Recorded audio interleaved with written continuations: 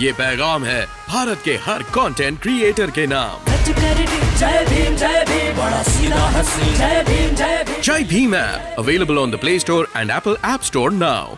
कि हम 2 अप्रैल को हम जो आंदोलन कर रहे हैं, हमारा मुद्दा जितेंद्र मेघवाल की मूछें भी हैं। हम तो बता रहे हैं आपको, और जिसका नेतृत्व उदित राज जी कर रहे हैं। अगर कोई पार्टी के सीमाओं में बांधना चाहता है तो फिर तो तर्क से परे बात है। जब मैं बता रहा हूं कि हम कर रहे हैं आंदोलन, आप देखिए, और कोई ज़्यादा दूर तो है नहीं कि कोई मोदी जी की तरह हमने हवाई बात कर दी, ये करेंगे। अब तो ये तो कांग्रेस वाले बताएंगे। हम तो पूरे देश में दलित उत्पीड़न के खिलाफ लड़ते हैं। ये तो आपको पूछना चाहिए जो कांग्रेस के नेता हैं, राहुल जी से पूछिए जो वहाँ के मुख्यमंत्री हैं। आपके नेता, लेकिन आप उनसे पूछिए ना, आप उनसे पूछिए। हमसे आप संगठन की बात कर सकते हैं कि हमारा संगठन आंदोलन कैसे कर रहा है। दलित उत्पीड़न के सवाल पर हमारा संगठन, चाहे जितेंद्र मेघवाल का मुद्दा हो, चाहे हाथरस का मुद्दा हो, हमारा संगठन अखिल भारतीय परिसंघ कहीं भी पीछे नहीं है। जो मनुवादी हैं उनके हौसले, चाहे वो कांग्रेस शासित राज्य हो, भाजपा शासित राज्य हो, तृणमूल शासित राज्य हो,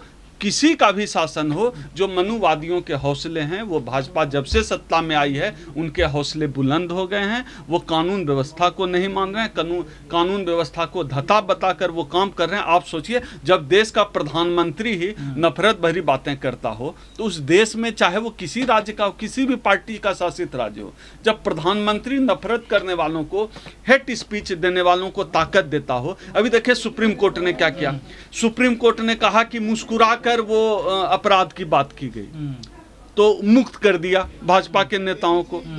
सुप्रीम कोर्ट जब हेट स्पीच देने वालों के लिए के बदले एक्सक्यूज दे रहा है, जब जो देश का जो मनु स्ट्रीम मीडिया है, जिसको मेन स्ट्रीम मीडिया कहते हैं, वो मनुवादियों के पक्ष में खड़ा है, सबका मनोबल बढ़ा हुआ है।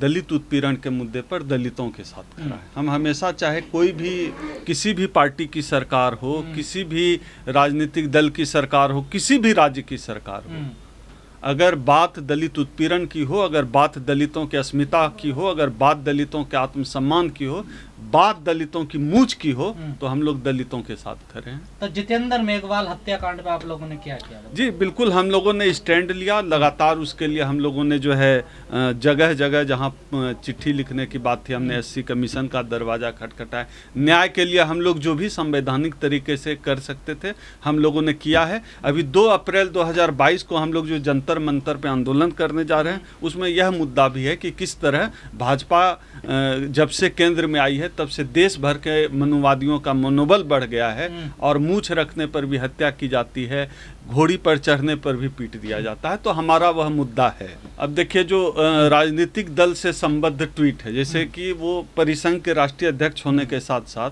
कांग्रेस के बड़े नेता भी हैं, तो उनका जो पॉलिटिकल स्टैंड है, बेहतर होगा आप उनसे इस मुद्दे पर बात करें। लेकिन जहाँ तक कि हमारे संगठन की बात है, हमारा संगठन पूरी मुखरता से लड़ रहा है। और 2 अप्रैल का, जैसे आपने कहा, ट्वीट नहीं देखा, तो अगर आप ट्वीट पे ही देखना है तो अलग बात है।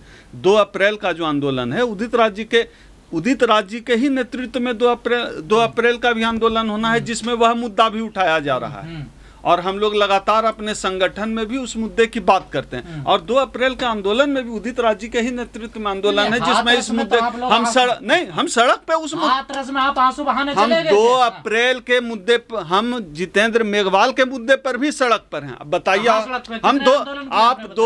2 अप्रैल को हमारा आंदोलन देख लीजिए। हमारा ये बिल्कुल, अगर दोहरा रवैया होता तो हम आपके चैनल पे अभी बोल रहे हैं ना, 2 अप्रैल को हम जो प्रोटेस्ट कर रहे हैं उसमें हमारा ये मुद्दा है। अब हम प्रोटेस्ट भी कर रहे हैं तो आप कह रहे हैं कि कहाँ है आंदोलन हमारा? हम तो सड़क पे, हमारा 2 अप्रैल का कॉल तो 4-5 दिन हम पहले ही हम लोगों ने प्लान किया है। ये तो मेरा प्लानिंग है, या आप कैसे कह सकते? पहले का कोई हमारा साल भर का शेड्यूल थोड़ी चलता है। नहीं, 15-20 दिन नहीं, 4-5 दिन पहले तो हम लोग प्लानिंग कर ही रहे थे कि एक कार्यक्रम 10 मार्च के बाद, खास तौर पे ये 10 मार्च के बाद हम लोगों ने प्लानिंग की कि पूरे देश भर में जो 10 मार्च के रिजल्ट के बाद जो चुप्पी छाई है, जो खामोशी है, जो अंधेरा दिख रहा है, उसके बाद उसमें कंकर मारने की ज़रूरत है। अब आवाज़ उठाने का ज़रूरत है, क्योंकि दलितों की आवाज़ बहुत दब गई है। 10 मार्च के चुनाव परिणाम के बाद लोगों का मनोबल टूटा है। उस मनोबल को उठाने के लिए प्रोटेस्ट की ज़रूरत है। जितेंद्र मेघवाल का मुद्दा हो गया और तमाम देश भर में हो रहे हैं मुद्दे, कहीं रुका नहीं है दलित उत्पीड़न। मैं ये कह रहा हूँ कि आप ये सवाल का जवाब आपको राजनीतिक दल के नेता दे सकते हैं कि वो क्या किए, लेकिन आप मेरा व्यक्तिगत व्यू पूछ रहे हैं, तो व्यक्तिगत व्यू मेरा यही है कि समाज पहले है और उसी के दम पर आपको जो भी हासिल होता है इस समाज के नेताओं को वही हासिल होता है। चाहे कितना भी बड़ा नेता हो जाए, उसको दलित नेता ही कहा जाता है इस देश में, उसको सभी स्वीकार नहीं करते। आप दलितों में भी देखिए ना, जो जाटव है उसको खटीक स्वीकार नहीं करेगा, जो खटीक है दुसाध स्वीकार नहीं करेगा, अब जो दुसाध है उसको चमार स्वीकार नहीं कर रहा है, चमार को धोबी स्वीकार। ये तो दलितों के अंदर भी इतने तरह के लेयरिंग हैं, इतने तरह के जातियों के ब्लॉक बने हुए हैं, तो दूसरी जाति का लोग कैसे स्वीकार करेगा किसी दलित नेता को कि सबका नेता हो जाए? संभव ही नहीं है। अपराध तो देखिए वो तो कानून व्यवस्था, लॉ एंड ऑर्डर का मामला है एक। दूसरा मनुवादी सोच जो लोगों के दिमाग में घर किया हुआ है उसका मामला है। ये जो अपराध आप क्राइम का मामला बोल रहे हैं, लेकिन जो पहले पार्ट में आपने कहा कि जो है तमाम संगठन क्या कर रहे हैं, देखिए हम अपनी क्षमता के अनुसार काम कर रहे हैं। गलती क्या हो गई कि यह इस देश की जो 18-20% दलित आबादी है, इस 18-20% को सपना दिखा दिया गया कि एक दिन हम सत्ता में आएंगे, हम शासक बनेंगे, हम देने वाले बनेंगे, हम क्या मांगेंगे इनसे, हम तो देने वाले बनेंगे। ये सपना दिखा दिया गया और हम लोग इस सपने में चूर हो गए। एक सामान्य सोच वाला इंसान भी कह सकता है, तो मान्यवर साहब ने दिखाया था, चाहे जिसने भी दिखाया, हम उस सपने पर मान्यवर, हम तो डॉक्टर अंबेडकर भी कुछ अगर कहीं गलत लिख के गए हो तो हम क्वेश्चन उठा सकते हैं। हम डॉक्टर अंबेडकर को मानने वाले लोग हैं, हम कोई भगवान को मानने वाले लोग नहीं। पत्थर को अगरबत्ती दिखाते हैं। मान्यवर कांसी राम जी ने जो कहा, हम उस पर भी सवाल उठाते हैं। यह जो बहुजन का जो पूरा कंसेप्ट है, यह कंसेप्ट फेल हो गया। दुसाध के अंदर भाई दुसाध के अंदर उपजातियां वो एक दूसरे को नहीं मान रही है, जाटव के अंदर की उपजातियां नहीं मान रही। आप दलितों के अंदर का छोड़ दीजिए कि एक खटीक को जाटव नेता नहीं मान रहा है, और हम उम्मीद पाले हुए हैं कि एक कोयरी, एक कुशवाहा, एक यादव किसी जाटव को अपना नेता मान लेगा। ये है ना बहुजन थ्योरी। ऐसा संभव है इस देश में? जिस देश में लोग मानसिक रूप से इतने जातिवादी बीमार हैं, इस देश में आप उम्मीद नहीं कर सकते हैं कि बहुजन कंसेप्ट कभी लागू होगा। बहुजन कंसेप्ट फेल है। करना वही होगा जो परिसंघ कहता है, करना वही होगा जो डॉक्टर उदित राज की थ्योरी है। हमारे राष्ट्रीय अध्यक्ष जी कहते हैं कि यह जो 18-20% आबादी है इस देश की, जो दलित आबादी है, उनको शासक बनने का जो सपना दिखाया जाता है उससे दूर हटके, आप सुन लीजिए, हमारा परिसंघ का कंसेप्ट है भागीदारी के सवाल पर लड़ना होगा, आरक्षण के सवाल पर लड़ना होगा।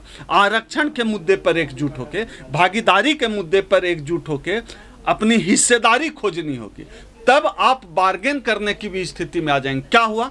ये तो 3 दशक से चल रहा था, सत्ता में आएंगे, देने वाले बनेंगे। क्या हुआ?